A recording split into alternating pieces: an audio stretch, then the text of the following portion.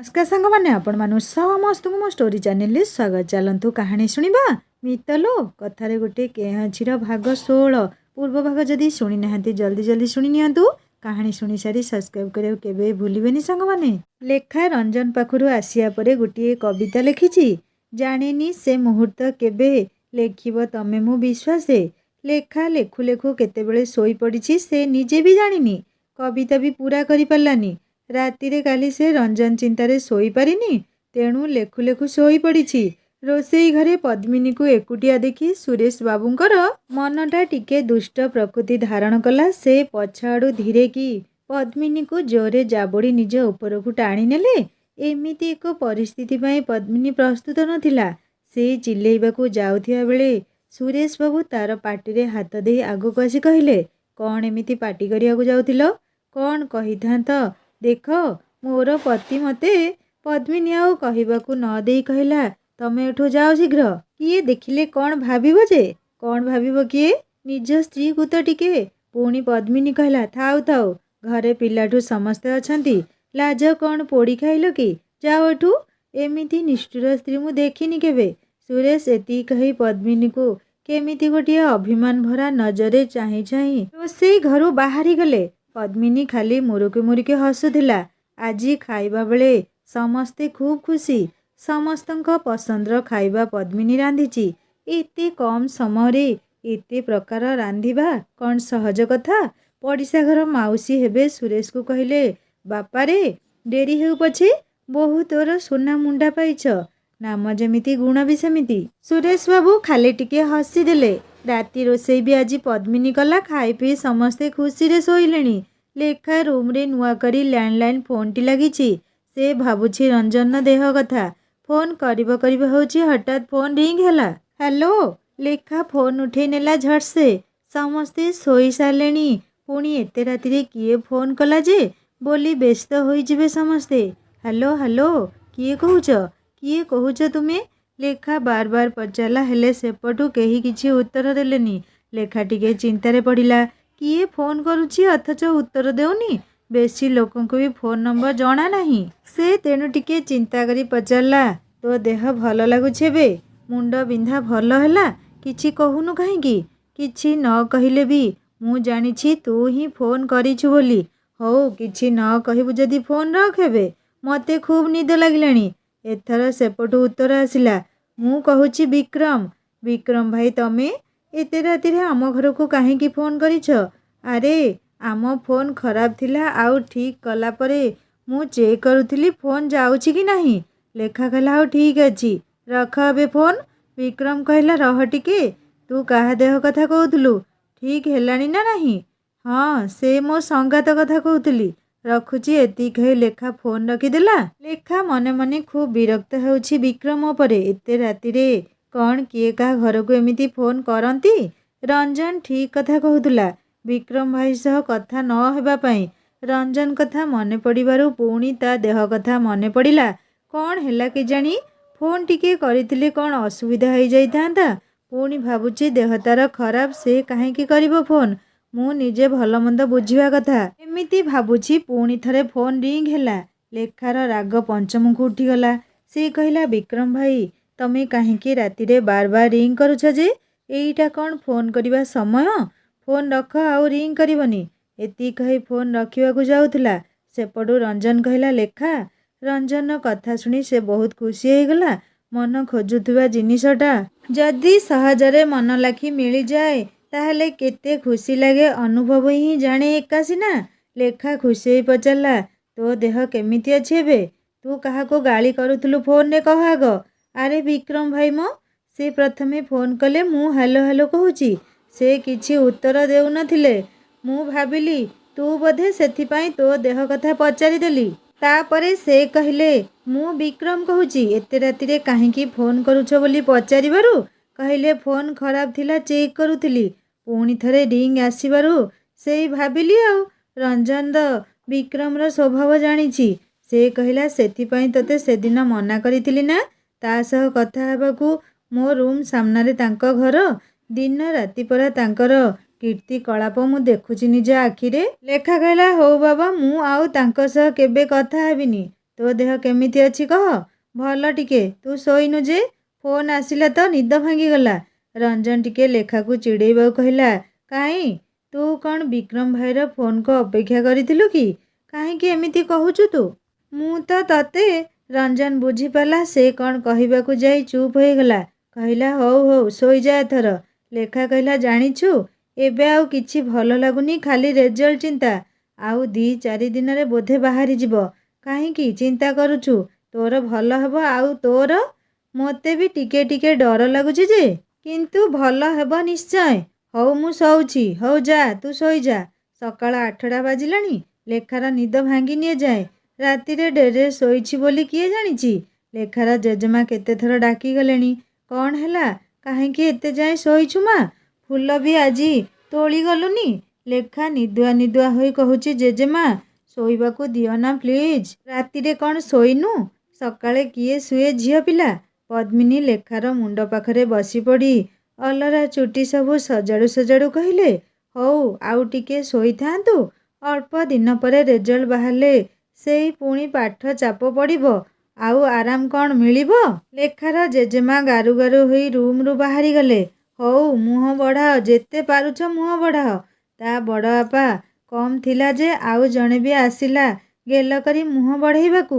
ବାହାଘରକୁ 8 ଦିନ ହେଲାଣି। ପଦ୍ମିନୀ ସମସ୍ତଙ୍କ ମନ ନିଜ ସ୍ୱଭାବ ଗୁଣ ପାଇଁ କିଣି ସାରିଲାଣି। ଘର ଲୋକଙ୍କୁ ଲାଗୁଛି ଏଇ 8 ଦିନ ନୁହଁ, ଯେମିତି ଅନେକ ଦିନରୁ ଘରକୁ ଆସିଲାଣି ସେ।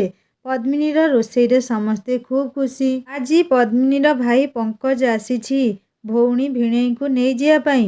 ବାହାଘର ପରେ ଗୋଟେ ଦିନ ହେଉ ଫେରିଯିବା ତ ପ୍ରଥା ଅଛି। ସେ ଯିବା କଥା ଶୁଣି ସମସ୍ତଙ୍କର ମୁହଁ ଟିକେ ଶୁଖିଗଲାଣି। ପଦ୍ମିନୀ ଲେଖା ଆଉ ଦୀପାକୁ ଡାକୁଛି ଭୁବନେଶ୍ୱର ସାଙ୍ଗରେ ଯିବା ପାଇଁ। ସୁରେଶ ବାବୁ କହିଲେ ନା ନା ସେମାନେ କାହିଁକି ଯିବେ?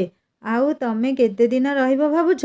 2 ଦିନ ପରେ ମୁଁ ପଳେଇ ଆସିବି। ତମେ ମୋ ସାଙ୍ଗରେ ଆସିଲେ ଆସିପାର, ନହେଲେ ସେଇଠି ଥିବ ଆଉ। ପଦ୍ମିନୀ ଜାଣିଛି ସୁରେଶ ବାବୁ ଥଟ୍ଟାରେ ଏମିତି କହୁଛନ୍ତି ବୋଲି। ସେ ବି ବେଶୀ ଦିନ ରହିବାକୁ ଚାହୁଁନି। କିନ୍ତୁ ସେ ହାରି ନ ଯାଇ କହିଲା ହଁ ସେଠି ବି ତମ ଘର ଅଛି ନା, ସେଇଠି ରହିଯିବି। ଆଚ୍ଛା ବୁଦ୍ଧି ଅଛି ତାହେଲେ, କହିଲେ ସୁରେଶ ବାବୁ। ଲେଖା ପଦ୍ମିନୀ ସହିତ ଭୁବନେଶ୍ୱର ଯିବା କଥାରେ ନିଜେ ହିଁ ଯିବା ପାଇଁ ମନା କଲା। ନା ନା ଆଉ କୁଆଡ଼େ ଯିବିନି। ରେଜଲ୍ଟ ନ ବାହାରିବା ଯାଏ ଆଉ କୋଉଠି ମୋର ମନ ଲାଗୁନି। ରେଜଲ୍ଟ ବାହାରିଲେ ଯାଇ ଯୁଆଡ଼େ ଯିବି, କହିଲା ଲେଖା। ଲେଖା ରେଜଲ୍ଟ ନ ବାହାରିବା ପର୍ଯ୍ୟନ୍ତ ସେ କୁଆଡ଼େ ଯିବନି ବୋଲି ତାର ବଡ଼ବାପା ବଡ଼ମାଙ୍କୁ ସଫା ସଫା କହିଦେଲା। ସୁରେଶ ଆଉ ପଦ୍ମିନୀ ଭୁବନେଶ୍ୱର ବାହାରି ଗଲେଣି। ଘରଟା ଆଜି ଖାଲି ଖାଲି ଲାଗୁଛି। ପଦ୍ମିନୀ ଆଉ ସୁରେଶ ଗଲା ପରେ ଲେଖାକୁ ବି ଆଉ ଭଲ ଲାଗୁନି। 2 ଦିନ କେମିତି କଟିବ ଯେ ସେ ସେଇ କଥା ଭାବୁଛି। 2 ଦିନ ପରେ ପଦ୍ମିନୀ ଘରକୁ ଫେରି ଆସିବ। ପଦ୍ମିନୀ ନିଜ ମା ପାଖରେ ପହଞ୍ଚି ତାକୁ ଖୁସିରେ କୁଣ୍ଢେଇ ପକେଇଲା। ସାବିତ୍ରୀ ନିଜ ଝିଅ ମନର ଖୁସି ଦେଖି ନିଜକୁ ଆଉ ରୋକି ପାରିଲାନି। ସେ ଆଖି ଛଳ ଛଳ କରି କହିଲା ମାରେ ସବୁଦିନ ଏମିତି ଖୁସିରେ ଥା। ଭଗବାନ ସବୁ ଖୁସି ତୋ ଆଞ୍ଚଲରେ ଢାଳି ଦିଅନ୍ତୁ। ବହୁତ ଦୁଃଖ ଦିନ ଦେଖିଛୁ ତୁ, ହେଲେ ଏବେ ତୋ ଭାଗ୍ୟରେ ଖୁସି ହିଁ ଖୁସି। ଭଗବାନ ତୋ ଭାଗ୍ୟରେ ଏମିତି ସବୁବେଳେ ଖୁସି ଲେଖି ଦିଅନ୍ତୁ ରେ ମା। ସୁରେଶ ଆଉ ପଦ୍ମିନୀ ସାବିତ୍ରୀ ଘରେ ସନ୍ଧ୍ୟା ଯାଏଁ ରହିଲେ। ଛୋଟ ଘର, ଶୋଇବାକୁ ଅସୁବିଧା ହେବ ଏବେ, କାରଣ ପଙ୍କ ତା ସ୍ତ୍ରୀ ଆଉ ତାର ଛୋଟ ପିଲାଟିଏ ବି। ଏତେ ଜଣ ଛୋଟ ଘରେ ଶୁଆ ବସାରେ ଅସୁବିଧା ହେବ। ନିଜ ଭଡ଼ା ଘରକୁ ଦୁହେଁ ଫେରି ଆସିଲେ। ସାବିତ୍ରୀର ଇଚ୍ଛା ନାହିଁ ଝିଅକୁ ପାଖରୁ ଛାଡ଼ିବାକୁ। 2 ଦିନ ପାଇଁ ଆସିଛି, ସେଥିରେ ପୁଣି ସନ୍ଧ୍ୟାରୁ ଦିନ ଅଧା ଯାଏଁ ସିଆଡ଼େ ରହିବେ। ହେଲେ ସେ ଆଉ କ'ଣ କରିପାରିବ? ସୁରେଶ ଆଉ ପଦ୍ମିନୀ ନିଜ ଭଡ଼ା ଘରକୁ ପଳେଇ ଆସିଲେ। ପଦ୍ମିନୀ ରାତି ରୋଷେଇ ସାରି ସୁରେଶକୁ ଖାଇବାକୁ ଡାକିବାକୁ ଯେମିତି ଯାଇଛି, ସୁରେଶ ପଦ୍ମିନୀର ପଛରୁ ଅଣ୍ଟାକୁ ଜାବୁଡ଼ି ଧରି କହିଲେ ଜାଣିଛ ଏଇ ଦିନକୁ ଏଇ ଘରେ କେତେଥର ମୁଁ ସ୍ୱପ୍ନ ଦେଖିଛି, ଆଉ ଆଜି ସତରେ ବୋଲି ମୋତେ ବିଶ୍ୱାସ ହେଉନି। ପଦ୍ମିନୀ କହିଲା ଥାଉ ଥାଉ ଆଉ ଏତେ ରସିକ ହୁଅନି। ଏତିକି କହି ପଦ୍ମିନୀ ପୁଳାଏ ଚିମୁଟି ଦେଲା ତାଙ୍କୁ। ହସି ଦେଇ କହିଲା ଏବେ ଜାଣିଲ ସ୍ୱପ୍ନ କି ସତ? କେଡ଼େ ବେ ରସିକ ଝିଅଟା ତମେ। ଭାବିଥିଲି ମୋ କଥା ଶୁଣି 2ଟି ମିଠା ମିଠା ଦେବ ବୋଲି, ତା ବଦଳରେ ଏମିତି ଚିମୁଟି ଦେଲ ଯେ। ହଉ ହଉ ତମେ ରସିକିଆ ଆଉ ମୁଁ ବେରସିକ ହେଲା। ଏଥର ଆସ। ଆଗରୁ ତ ଜଣା ପଡ଼ୁନଥିଲ ତମେ ଏତେ ରସିକ ବୋଲି। ନା ଆଉ କ'ଣ କହିବି, ଆସ ଖାଇବା ବାଢ଼, ଭୋକ ହେଲାଣି ବହୁତ।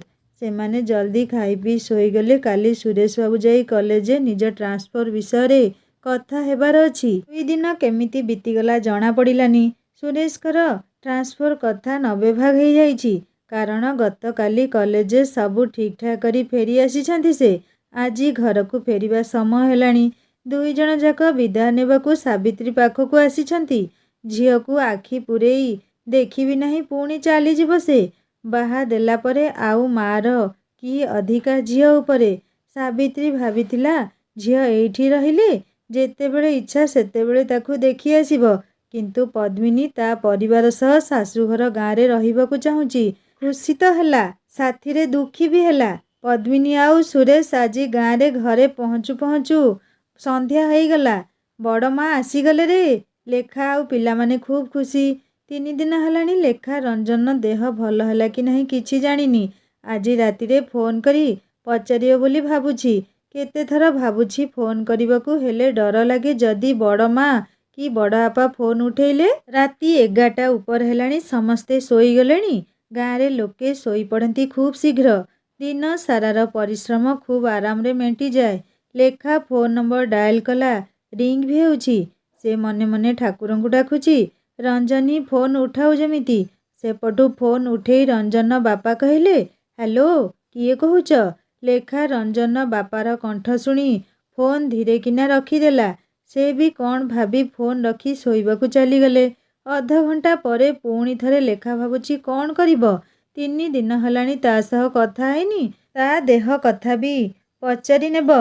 ମନ ନଦୀରେ ଉଠୁଥିବା ଲହଡ଼ିକୁ ସେ ଆଉ କେତେ ଚାପି ରଖିପାରିବ। ସେ ଆଉ ଥରେ ପୁଣି ରିଙ୍ଗ୍ କଲା। ଗୋଟେ ଥର ରିଙ୍ଗ୍ ଯେମିତି ହେଇଛି କିଏ ଉଠେଇ ନେଲା। କ'ଣ କହୁଛୁ? ଲେଖା ଏକଦମ୍ ସେ ରଞ୍ଜନର ଆବାଜ ଶୁଣି ଖୁବ୍ ଖୁସି ହେଇଗଲା। ମୁଁ ବୋଲି କେମିତି ଜାଣିଲୁ? ପଚାରିଲା ଲେଖା। ନିଜ ମନର ଯିଏ ଅତି ନିକଟରେ ଥାଏ, ମନର ଘରକୁ ଯିଏ ଅବାଧରେ ଯାଆସ କରେ, ତାର ପୁଣି କି ପରିଚୟ ଦରକାର? ରଞ୍ଜନ କହିଲା, ମୁଁ ଜାଣିଛି। କହ, କ'ଣ ପାଇଁ ଫୋନ୍ କରିଛୁ? ତୋ ଦେହ ଭଲ ହେଲା କେବେ? 3 ଦିନ ପରେ ତୋର ମନେ ପଡ଼ିଲା ମୋ ଦେହ କଥା ପଚାରିବାକୁ? କହନା ଜମାରୁ। ହଁ ଶୁଣୁ, କାଲି ବୋଧେ ରେଜଲ୍ଟ ବାହାରିବ। ତତେ କିଏ କହିଲା? ବାପା କହିଲେ ପରା। ଆଉ ଏଇଟା ନିଶ୍ଚିତ କାଲି ବାହାରିବ। ରେଜଲ୍ଟ କଥା ଶୁଣି ଲେଖାର ନିଦ ଉଡ଼ିଗଲା। ସେ ଚୁପ୍ ହୋଇଗଲା। ଏଇ କ'ଣ ହେଲା ତୋର? କାହିଁକି ଏତେ ଡର? ଭଲ ତ ନିଶ୍ଚୟ ହେବ ତୋର। ହଉ ତୁ ରଖ ଫୋନ୍, ମୋତେ ନିଦ ଲାଗୁଛି। ଫୋନ୍ ରଖି ଶୋଇବାକୁ ଚେଷ୍ଟା କଲା ଲେଖା। ହେଲେ ନିଦ ଖୁବ୍ ଡେରିରେ ଆସିଲା। ରାତି ପାହିଲା। ଲେଖା ସକାଳୁ ଉଠି ଫୁଲ ତୋଳି ସାରି ମନକୁ ମାରି ବସିଛି। ଆଜି କେତେ ଦିନର ପରିଶ୍ରମର ଫଳ ବାହାରିବାକୁ ଯାଉଛି। ଦିନ ବଢ଼ିବା ସହିତ ଲେଖାର ମନର ଆବେଗ ବି ବଢ଼ି ବଢ଼ି ଚାଲିଛି। ଆଜି ଖିଆ ପିଆ ବି ନାହିଁ। ଜେଜେମା ବି ଖାଇନି ନାତୁଣୀ ଚିନ୍ତାରେ। ସାନ ଭାଇ ଭଉଣୀ 2 ଜଣ କେତେ ଚିଡ଼େଇ ସାରିଲେଣି। ମନେ ମନେ ସମସ୍ତେ ଉତ୍କଣ୍ଠାରେ ଅଛନ୍ତି କ'ଣ ହେବ ବୋଲି। ପଦ୍ମିନୀ କେତେ ବୁଝେଇ ସୁଝେଇ ଲେଖାକୁ 2ଟା ଖୁଆଇଲେ। ଦିନ 12ଟା ପରେ ବୁକଲେଟରେ ପରୀକ୍ଷା ଫଳ ଘୋଷଣା ହେଲା। ଲେଖାର ବଡ଼ ବାପା ଲେଖାର ରୋଲ୍ ନମ୍ବର ନେଇ ଲେଖାର ରେଜଲ୍ଟ ଦେଖି ଆସି ଖାଲି ଖୁସିରେ ଫୁଲି ଉଠୁଥାନ୍ତି। ସମସ୍ତେ ଲେଖାର ରେଜଲ୍ଟ ପାଇଁ ତ ଚାତକ ପରି ଅନେଇଥାନ୍ତି। ଲେଖା ବଡ଼ ବାପାଙ୍କୁ ନିଜ ରେଜଲ୍ଟ ପଚାରିବାକୁ ଆଉ ସାହସ କରିପାରୁନି। ଆରେ ମା, ମନ କାହିଁକି ଦୁଃଖ କରୁଛୁ? ତୋର 95% ଅଛି। ଲେଖା ଆଖିରୁ ଲୁହ ବୋହିଗଲା। ଯାହା ହଉ, ପରିଶ୍ରମ ସବୁ ସାର୍ଥକ ହେଲା। ଘରେ ପୂରା ଖୁସିର ମାହୋଲ। ଏବେ ଆଉ ଲେଖାକୁ ସମ୍ଭାଳେ କିଏ?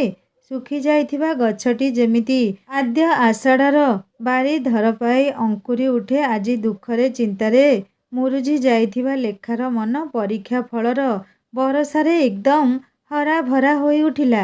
ପଦ୍ମିନୀ କହିଲେ, ମୋ ଟ୍ୟାଲେଣ୍ଟେଡ୍ ଝିଅ, ତାକୁ କେତେ ମିଛରେ ଚିଡ଼େଇ ସାରିଲେଣି ସମସ୍ତେ। ଲେଖା ନିଜ ଖୁସିରେ ରଞ୍ଜନ କଥା ଭୁଲି ଯାଇଥିଲା। ଏବେ ତା କଥାଟା ମନ ଭିତରେ ଭଉଁରୀ ଖେଳୁଛି। ସେ ଆଉ ଟିକେ ଡେରି ନ କରି ରଞ୍ଜନ ଘରକୁ ଫୋନ୍ ଲଗେଇଲା। ହ୍ୟାଲୋ ରଞ୍ଜନ, ତୋର ରେଜଲ୍ଟ କହ। କ'ଣ ହେଇଛି? ତୁ ଆଗ କହ। ତୋର, ତାପରେ ମୋର କହିବି। କହିବୁନି ତ ମୁଁ ଫୋନ୍ ରଖୁଛି। ଏତିକି କହି ଲେଖା ରାଗରେ ଫୋନ୍ ରଖିଦେଲା। ଫୋନ୍ ରଖିଦେଲା ସିନା, ମନଟା ମାନୁନି। କେମିତି ଜାଣିବ ରଞ୍ଜନର କ'ଣ ହେଲା ବୋଲି? ଲେଖା ରଞ୍ଜନର ରେଜଲ୍ଟ ଜାଣିପାରିଲାନି, ମନଟା ମାନୁନି ତାର। କିନ୍ତୁ ସେ ଆଉ ରାଗି କରି ତାକୁ ଫୋନ୍ କରିବନି ବୋଲି ଭାବିଲା। ରଞ୍ଜନ ଟିକିଏ ବୁଦ୍ଧିଆ ପିଲାଟା ତ। ସେ ପରୀକ୍ଷା ସରୁ ସରୁ ଲେଖାର ରୋଲ୍ ନମ୍ବର ଲେଖି ରଖିଥିଲା। ଆଜି ଯେତେବେଳେ ରଞ୍ଜନର ବାପା ରେଜଲ୍ଟ ଦେଖିବାକୁ ଯାଉଥିଲେ, ରଞ୍ଜନ ନିଜ ରୋଲ୍ ନମ୍ବର ସହ ଲେଖାର ବି ଦେଇଥିଲା। ରଞ୍ଜନର ବାପା ବୁଝି ଯାଇଥିଲେ ଯେ ସେଇଟା ଲେଖାର ରୋଲ୍ ନମ୍ବର ବୋଲି। ରଞ୍ଜନର ବାପା ଦୁଇ ଜଣଙ୍କ ରେଜଲ୍ଟ ଆସି କହିବା ପରେ ସମସ୍ତଙ୍କ ମନ ତଥା ରଞ୍ଜନ ବି ଖୁବ୍ ଖୁସି ଥିଲା। ରଞ୍ଜନ ଲେଖାର ରେଜଲ୍ଟ ଜାଣିଛି, କିନ୍ତୁ ଲେଖା ସହ ଟିକେ ସେ ମଜା କରୁଥିଲା। ସେ ଭାବିନଥିଲା ଲେଖା ରାଗିଯାଇ ଫୋନ୍ ରଖିଦେବ ବୋଲି। ଲେଖା ରାଗରେ ଫୋନ୍ ରଖିଦେବା ପରେ ରଞ୍ଜନ ଆଉ କ'ଣ କରିବ ବୋଲି ଭାବୁଛି। ଲେଖା ଘରକୁ ଆସିବ କି ନିଜେ ଫୋନ୍ କରିବ ମନେ ମନେ ଚିନ୍ତା କରୁଛି। ଲେଖା ମନରେ ଏବେ କେତେ ସ୍ୱପ୍ନ ଖାଲି ଗୁଣୁଗୁଣୁ ହୋଇ ଗୀତ ଗାଇଲେଣି। କୋଉ କଲେଜରେ ପଢ଼ିବ। କଲେଜ କଥା ଭାବୁ ଭାବୁ ପୁଣି ରଞ୍ଜନ ମୁହଁଟା ଆଖିରେ ନାଚିଗଲା। ଆଉ ତା ରେଜଲ୍ଟ ନ ଜାଣିପାରିବା ଗ୍ଲାନି ବି ହେଉଛି। ଭାବୁଛି ନିଜ ରେଜଲ୍ଟ କହିଦେଇଥିଲେ ଆଗ ହେଇଥାନ୍ତା। ସେ ବି କେଡ଼େ ଜିଦିଆ ପିଲା ଯେ, ତାର କେତେ ନମ୍ବର ଆସିଛି ଆଗ କହିଦେଇଥିଲେ କୋଉ ମହାଭାରତ ଅଶୁଦ୍ଧ ହେଇଯାଇଥାନ୍ତା ଯେ। ଆଜିକାଲି ବହୁ ଦେଖେଇ ହେଉଛି ସେ। ଲେଖାର ବାପା ମା ସମସ୍ତେ ରଞ୍ଜନର ରେଜଲ୍ଟ କ'ଣ ହେଇଛି ବୋଲି ଲେଖାକୁ ପଚାରିଲେ। ସେ ବି ଖୁବ୍ ଭଲ ଷ୍ଟୁଡେଣ୍ଟ। ଲେଖା କ'ଣ କହିବ ସେମାନଙ୍କୁ ସେ ନିଜେ ବି ଜାଣିନି। ରଞ୍ଜନର ରେଜଲ୍ଟ କଥା ଘର ଲୋକଙ୍କୁ କ'ଣ କହିବ ଯେ। ଖୁସିରେ ଲେଖା ରାସ୍ତା ପଟ ଆଡ଼େ ବୁଲୁଛି, ଦେଖିଲା ଗାଁ ଆଡ଼ୁ ରଞ୍ଜନର ପଡ଼ିଶା ଘର ପୁତୁରା ପପୁ ଆସୁଛି। ଲେଖା ଖୁସି ହୋଇଗଲା। ପପୁ ନିଶ୍ଚୟ ଜାଣିଥିବ ରଞ୍ଜନର ରେଜଲ୍ଟ।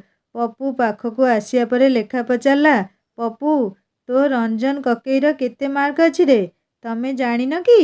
ଜାଣିଥିଲେ ତୋତେ କାହିଁକି ପଚାରନ୍ତି? ଜଲ୍ଦି କହ ପପୁ। ବାବୁ କକେଇଙ୍କର ତମଠୁ ଗୋଟିଏ ମାର୍କ ଅଧିକ ଅଛି। ତାଙ୍କର ବି ସେଇ ପରସେଣ୍ଟେଜ, କେବଳ ଗୋଟିଏ ନମ୍ବର ତମଠୁ ଅଧିକ ଅଛି। ମୋ ଠାରୁ ତାର ଗୋଟିଏ ନମ୍ବର ଅଧିକ ଅଛି ବୋଲି ତୁ କେମିତି ଜାଣିଲୁ? ଜେଜେ କହୁଥିଲେ ପରା। ମୁଁ ଆସୁଛି ତାହେଲେ।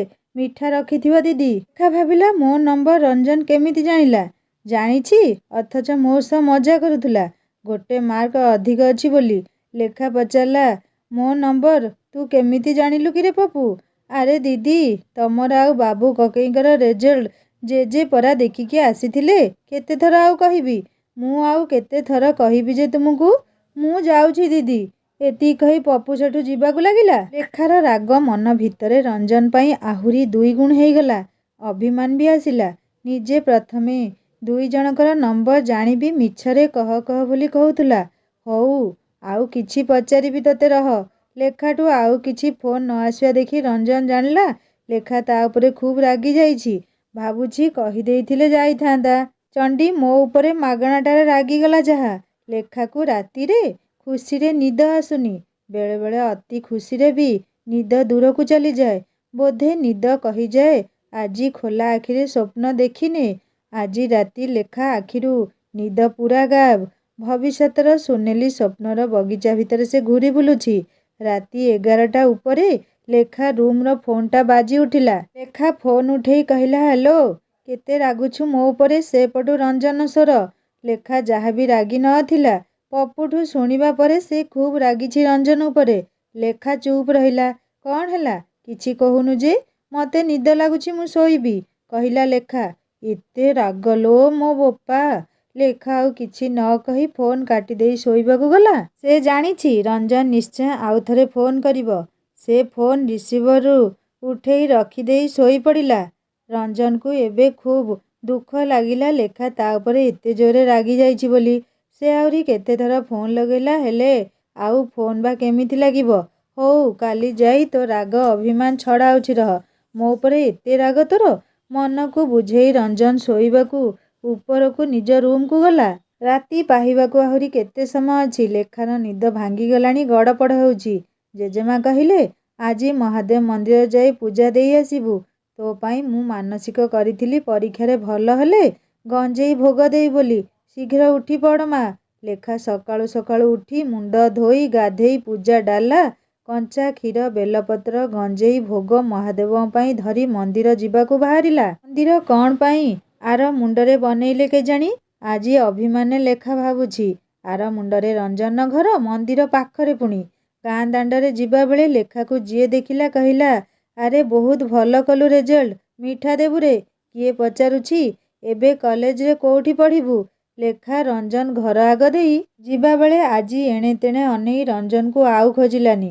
ଦରକାର ନାହିଁ ବଦମାସ ପିଲା ସହ କଥା ହେବା। ଭାବୁ ଭାବୁ ଗାଁର ଶିବ ମନ୍ଦିରରେ ପହଞ୍ଚିଗଲା। ମନ୍ଦିରରେ ନନା ନିତିଆନି ପୂଜା ଆରମ୍ଭ କରିବାକୁ ଯାଉଥିଲେ। ଲେଖା ଠିକ୍ ସମୟରେ ପହଞ୍ଚିଲା। ପୂଜା ଡାଲାଟା ନନାଙ୍କ ହାତକୁ ଦେଇ ମୁଖଶାଳାକୁ ଆସି ଉପରେ ଥିବା ଘଣ୍ଟା ବଜେଇବାକୁ ହାତ ବଢ଼େଇଛି। ପଛଆଡ଼ୁ ତା ହାତ ଉପରେ ଆଉ କାହାର ହାତଟିଏ ବି ଘଣ୍ଟା ବଜେଇ ଦେଲା। ସେ ପଛକୁ ବୁଲି ଦେଖେ ତ ରଞ୍ଜନ ତାକୁ ଦେଖି ମୁରୁକି ମୁରୁକି ହସୁଛି।